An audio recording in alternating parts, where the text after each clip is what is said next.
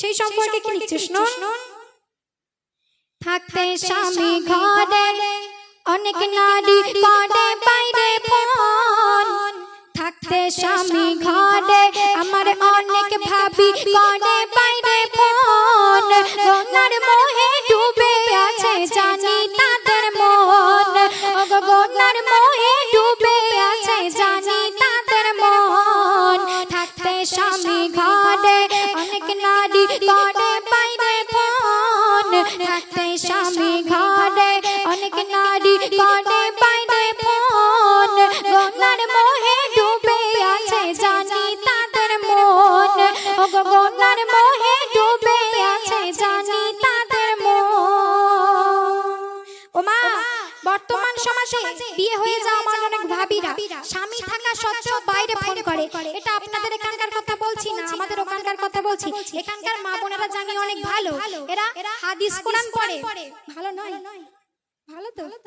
এরা হাদিস কোরআন পড়ে, তো এরা কারোর কাছে ফোন করার সময়ই পায় না। এখানকার ভাবিদের তুলনা করা যায় না।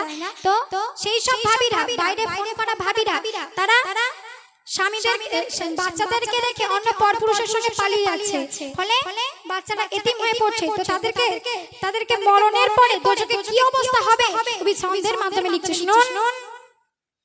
দেখি নয়নে ঘটে অনেক গ্রামে,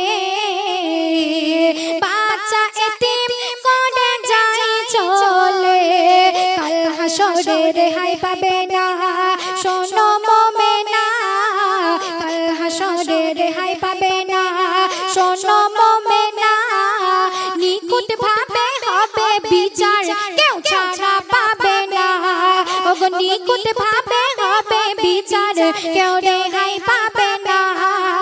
থাকতে স্বামী ঘরে অনেক নারী করে বাইরে ফোন, থাকতে স্বামী ঘরে অনেক নারী করে বাইরে ফোন, গনার মোহে ডুবে আছে জানি তাদের মন, ওগো গনার মোহে ডুবে আছে জানি তাদের মন।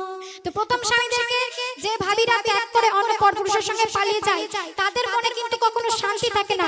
তাই যতই নামাজ রোজা করো না কেন, আল্লাহ তারে মাথাটাকে কপাল কালো করো না কেন, সেই নামাজ রোজা কখনোই কবুল হবে না। তাই কবি অতি সুন্দর কথা লিখছে শুনুন। স্বামীর পিছে রাতে ওই বিবির গড়া, স্বামীর কদমে জানি নারীর জান্নাত, নামাজ রোজা সবই বৃথা যে নারী স্বামীর সেবা করে না, নামাজ রোজা সবই বৃথা যে নারী স্বামীর সেবা করে না, তাদের দিকে চেয়ে দেখো মনে শান্তি থাকে না, ওগো তাদের দিকে চেয়ে দেখো মনে শান্তি থাকে না। থাকতে স্বামী ঘরে অনেক নারী করে বাইরে ফোন, থাকতে স্বামী ঘরে অনেক নারী করে বাইরে ফোন,